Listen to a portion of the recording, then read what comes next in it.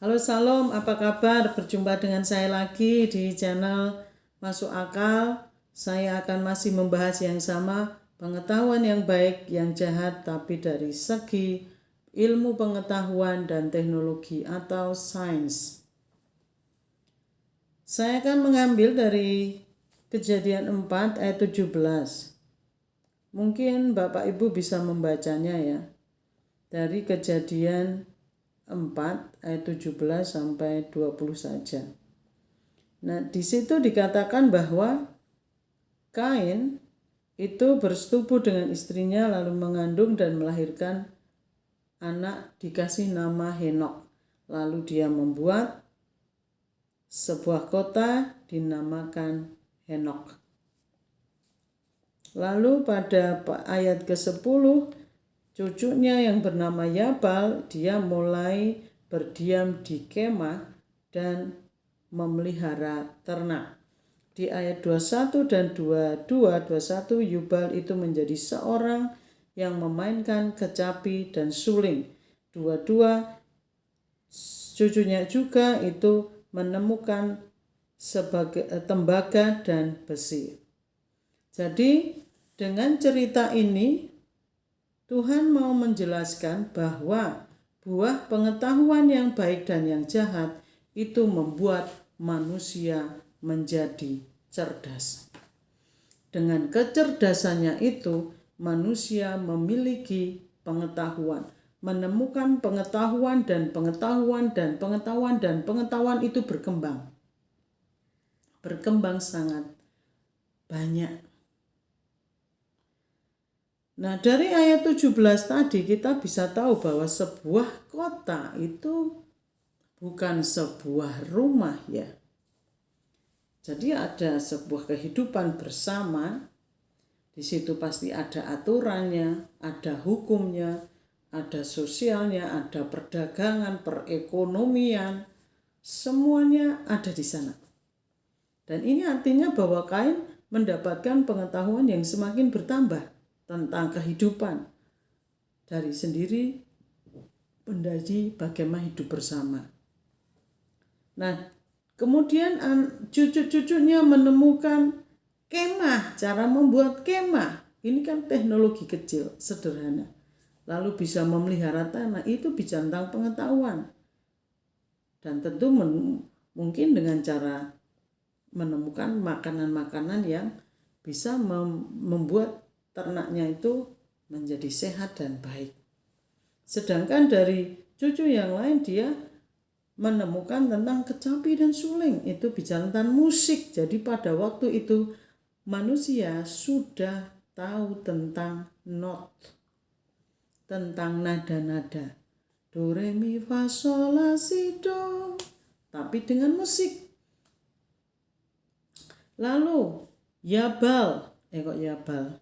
Dari Sila Tubal Kain, dia menjadi tukang tembaga. Artinya pada zaman itu mereka sudah mengenal, mengetahui, menemukan tentang sebuah unsur atau materi tentang tembaga dan besi.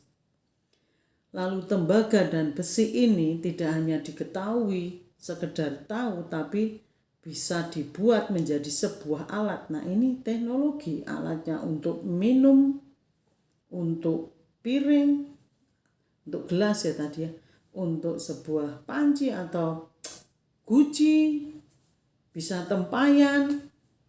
Ini sebuah teknologi yang masih mungkin sederhana kan, dipakai pandai besi zaman dulu, bukan seperti sekarang dicetak gitu, enggak ya. Pasti itu pakai dipanasi, terus diduduk-duduk gitu, dipukul-pukul sampai membentuk alat yang baik. Dan itu kan butuh tahu ukuran panjangnya, lingkarannya berapa. Jadi itu kan ilmu matematika juga sudah ditemukan pada waktu itu. Meskipun masih cara dengan sederhana. Nah, ini kalau manusia cerdas, kenapa Tuhan melarang manusia makan buah pengetahuan yang baik dan yang jahat? Why? Dan kenapa justru iblis yang membawa manusia kepada makan buah pengetahuan yang baik dan yang jahat. Dan akhirnya manusia cerdas berpengetahuan. Nah, untuk menjawabnya ada di Kejadian 6.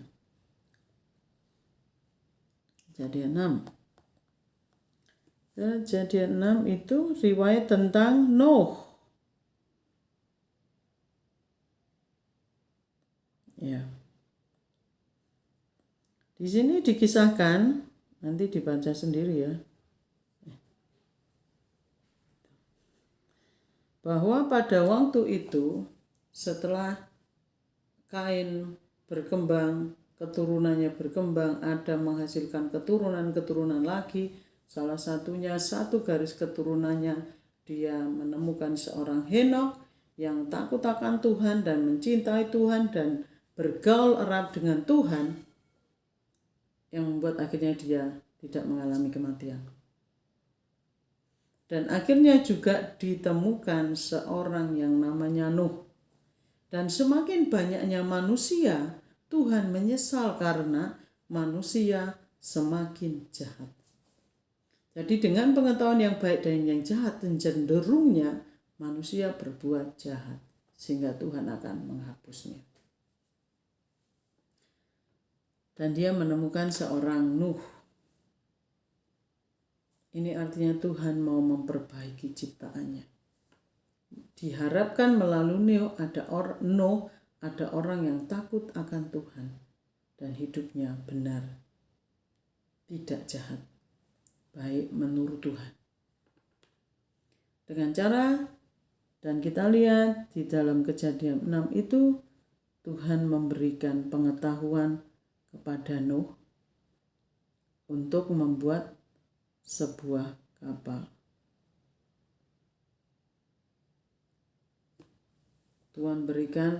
Tentu Tuhan memberikan pengetahuan itu tidak ada sekedar ngomong, tapi dia mungkin menggambarkan, memberikan image atau bayangan, membayangkan gambarnya itu di dalam kepalanya Nuh, sehingga Nuh bisa melihat rancangan bahtera itu. Ukurannya panjangnya 300 hasta, lebarnya 50 hasta, tingginya 30 hasta, ditambah 1 hasta untuk penutup bahtera. Dan bahtera itu bentuknya petak-petak, jadi pasti kotak, ya kan? Dan terbuat dari kayu gofir.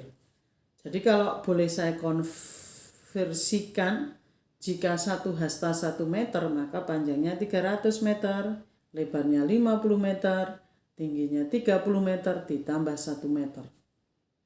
Lalu Tuhan juga menulis, lalu dibagi 3, atas, tengah, dan bawah. Dan Tuhan tidak menjelaskan berapa ukurannya, atas, tengah, bawahnya. Karena itu pasti berhubungan dengan binatang yang tinggi. Nah, itu dibuat petaknya itu yang lebih tinggi, garisnya lebih tinggi. Jadi mungkin di bawah ya, di bawah sendiri, nggak tahu persisnya. Nah, itu sebuah teknologi. Dan karena Nuh itu tidak memiliki pengetahuan tentang kemudi, dan dia tidak berpikir panjang tentang pengetahuan nanti kalau hujan bagaimana, dia nggak berpikir Tuhan dan tidak bertanya Tuhan, kenapa nggak ada nakodanya? Karena itu supirnya itu ya, nakoda ya namanya. Sehingga nanti kalau dia bisa mengendarai. Tapi Nuh tidak bertanya tentang itu, karena dia percaya bahwa apa yang dirancangkan Tuhan itu yang terbaik. Nuh tidak akan memikirkan yang lebih dari apa yang dikatakan Tuhan. Karena di sana dikatakan Nuh melakukan tepat seperti yang dikatakan Tuhan. Dan kita bisa membayangkan kalau semuanya selama 150 hari lah kira-kira plus minusnya gitu. Dia mulai dari hujan deras, pasti dia ngerasakan kan di dalamnya itu lagi hujan deras. Lalu dia mulai merasakan gerakannya. Karena kan dia ngambang. Akhirnya kalau airnya naik, dia kan merasa naik. Dia bergerak. Tentu ada goncangan-goncangan. Dan apakah dia juga, ini berpikir nanti kalau menabrak kelapa, pohon apa yang tinggi menabrak gunung gimana? Dan dia tetap percaya kepada Tuhan. Dan Tuhan melihat bahteranya Nuh. Karena dia akan melindungi. Karena dia nahkodanya sendiri. Sehingga ketika bahteranya itu ketika berjalan mau menabrak suatu penghalang, Tuhan yang akan menggantikan posisi, membelokkan. Belok. Nanti kalau mau dasarnya ada batu, Tuhan tahu. Dia akan mengangkatnya supaya terhalau. Tidak seperti kapal Titanic yang dengan dirancang ada kemudinya, kemudi ya, dengan nahkodanya, tapi tetap saja dia bisa tergores oleh gunung es yang paling bawah. Yaitu pengetahuan dan teknologi yang diberikan oleh Nuh adalah untuk kepentingan rencana Allah. Untuk menggenapi apa yang direncanakan Tuhan. Sedangkan dari kain, dari buah pengetahuan yang baik, yang jahat itu, tujuannya adalah untuk kepentingan hidup manusia secara umum. Tidak lagi berhubungan untuk Tuhan.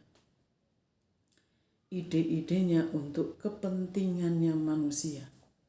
Dan tentu akhirnya tujuannya untuk kepentingan iblis. Karena iblis yang memulai manusia terbujuk makan buah pengetahuan yang baik dan yang jahat. Lalu setelah semua musnah, tinggal kehidupan Nuh dan seterusnya keturunan Nuh, lalu sampai Abraham, sampai bangsa Israel dan Musa. Ini adalah, saya hanya cepat menjelaskan tentang pengetahuannya. Musa ketemu Allah di Gunung Sinai dan Tuhan 40 hari berbincang-bincang, bahkan berkata-kata dengan Musa. Apa yang dikatakan tidak, ya pasti banyak sekali ya. Tapi kita nggak tahu, tapi yang kita tahu adalah Tuhan memberikan sebuah pengetahuan dan teknologi cara membuat tabernakel supaya di situ ada tempat untuk mempersembahkan. Karena di situ kan ada mempersembahkan korban api, ada cara dengan darahnya dipercikkan 7 kali dan macam-macam.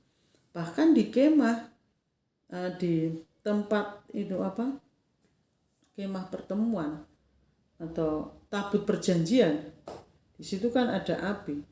Itu kalau Anda melihat YouTube-nya Pak Aruna, dia menjelaskan tentang teknologi. Di situ kerjanya teknologi. Ya kan, terus Tuhan memberikan loh batu isinya 10 hukum perintah Allah. Tetapi di bawah bangsa Israel, mereka menuntut Harun membuat patung lembu emas. Dan mereka itu dibuat dari emas perhiasan. Nah lihat, jadi waktu itu sudah ada perhiasan emas. Zaman itu ya, berapa ribu sebelum Masehi. Itu emas-emas dikumpulkan pasti dicairkan. Gak mungkin kalau dipahat. Pasti kan itu membuat patung, itu kesenian kan. Buat patung dengan cara cetak atau tuang. Nah dicetak dengan apa, saya juga gak tahu. Tapi itu pasti dipanaskan sehingga sampai mencair. Untuk memanaskan tentu dengan api yang mencapai ribuan derajat Kelvin suhunya. Di atas Musa diberi firman jangan membuat patung dan menyembah. Di bawah bangsa Israel membuat patung dan menyembah. Pengetahuan yang dari baik dan yang jahat tujuannya penyembahan patung. Di kitab Wahyu itu adalah juga patung hewan, penyembahan berhala. Sedangkan pengetahuan dan teknologi yang diberikan oleh Tuhan supaya manusia menyembah di dalam roh dan kebenaran. Dan iblis membuat saingan supaya manusia menyembah iblis dengan cara menyembah patung. Ini perbedaan yang sangat signifikan bagikan langit dan bumi. Buah pengetahuan yang baik yang jahat, akhirnya manusia menyembah teknologi dan akhirnya dia tujuannya menyembah iblis. Dan pengetahuan yang dari Tuhan tujuannya untuk menyembah Tuhan. Dan rencana Tuhan digenapi. Peristiwa Babel itu juga manusia tidak ingin berpisah dan menyebar ke seluruh bumi untuk memelihara bumi. Tapi dia ingin tinggal di situ dan buat sampai ke langit menara itu. Dan Tuhan mengacaukan. Lihat, pengetahuan yang baik dan yang jahat itu selalu untuk kepentingannya sendiri, egonya sendiri. Nah, dengan hal ini kita sekarang harusnya mulai berpikir, menimbang-nimbang dengan pengetahuan yang semakin banyak, teknologi yang semakin berkembang, sampai teknologi digital. Ingat, satu, apakah itu untuk memuliakan Tuhan, untuk nyembah Tuhan, atau nyembah teknologi, dan akhirnya menyembah kepada iblis.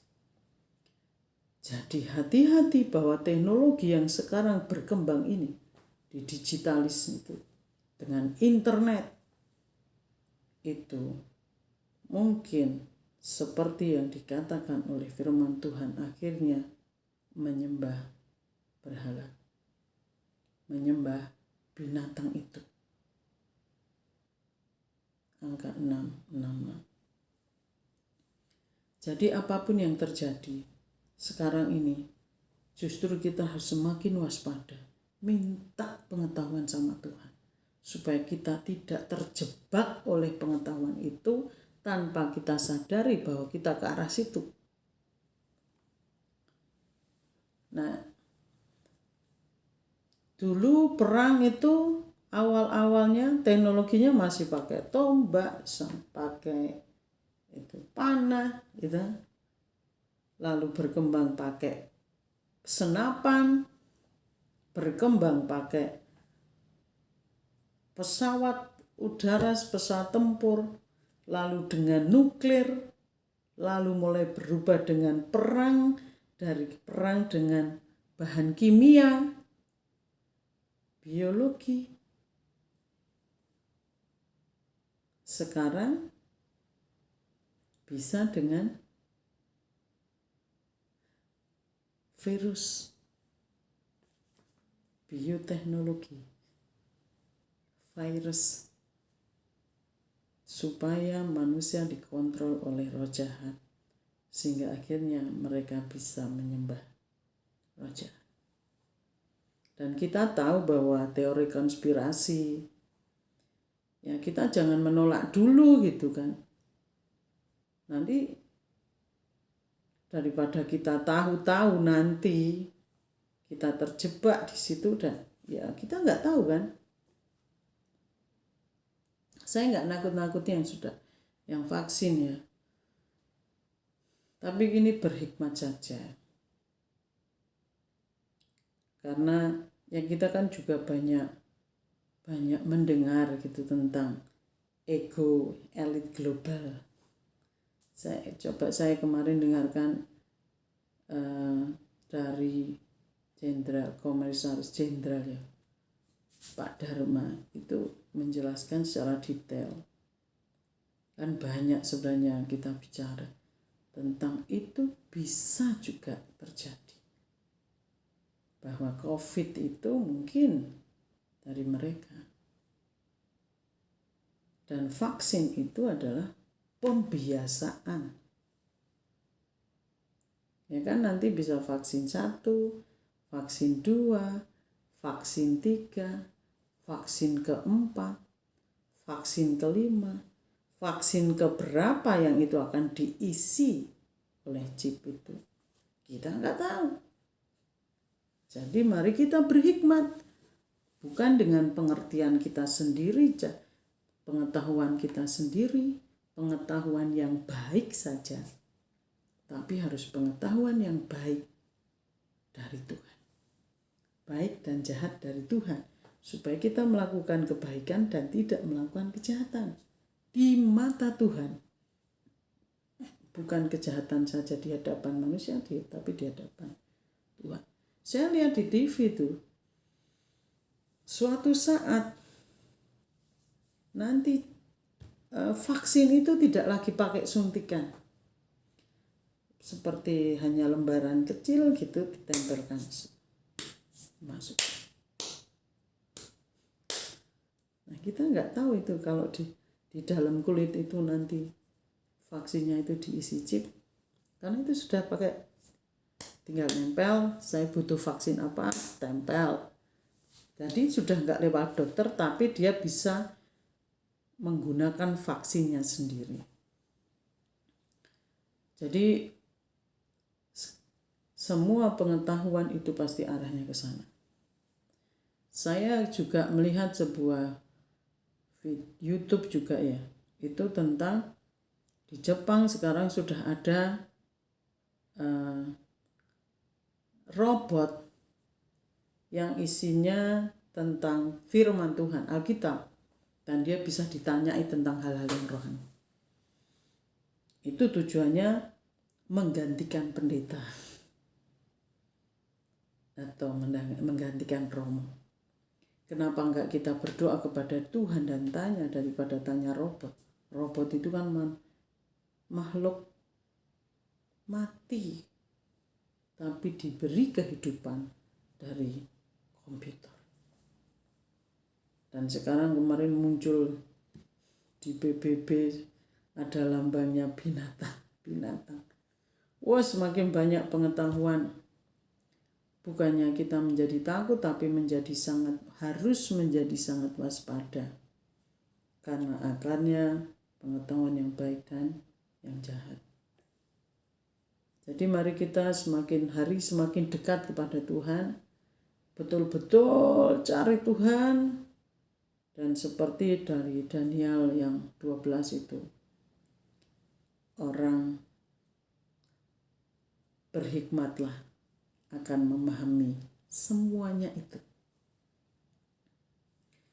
Jadi mari kita dengan deskripsi atau penjelasan saya, kita semakin mengenal pengetahuan yang baik dan yang jahat dari buah itu, atau dari pengetahuan yang baik yang dari Tuhan langsung melalui kita. Saudara, Tuhan itu juga berikan banyak pengetahuan tentang kehidupan di Perjanjian Baru. Tentang cara pengusahaan, cara melipat kali gandakan. Itu semua ada tertulis di situ. Hukum-hukum sekarang yang terjadi itu sebenarnya sesuai dengan belajar dari hukum Taurat. Itu banyak bagaimana menghakimi orang. Itu sudah ada. Jadi artinya Tuhan memberikan pengetahuan tapi untuk kepentingan rencana Allah digenapi. Dan mari kita sangat subjektif supaya ini handphone apa-apa itu jangan menjadi ilah bagi hidup kita. Tetap Allah kita adalah Tuhan dan handphone hanya sebuah alat teknologi yang jangan menjadi hal yang utama. Kalau nggak pakai handphone, rusak semuanya. Demikian paparan saya. Terima kasih sudah mendengarkan. Kiranya Bapak, Ibu, Saudara semua berkati dan mari cari Tuhan karena ini hari-hari sudah penuh kesesakan ya. Sudah mulai masa susah, sukar. Ya kan? Karena sekarang kalau enggak divaksin enggak boleh masuk mall, enggak boleh masuk gereja, enggak boleh masuk wisata. Ini baru permulaan. Tuhan memberkati. Dan saya berdoa, mari kita berdoa. Saya juga doakan supaya kita sama-sama bisa terpelihara dengan Tuhan dengan baik dan membuat keputusan yang tepat. Tuhan Yesus memberkati.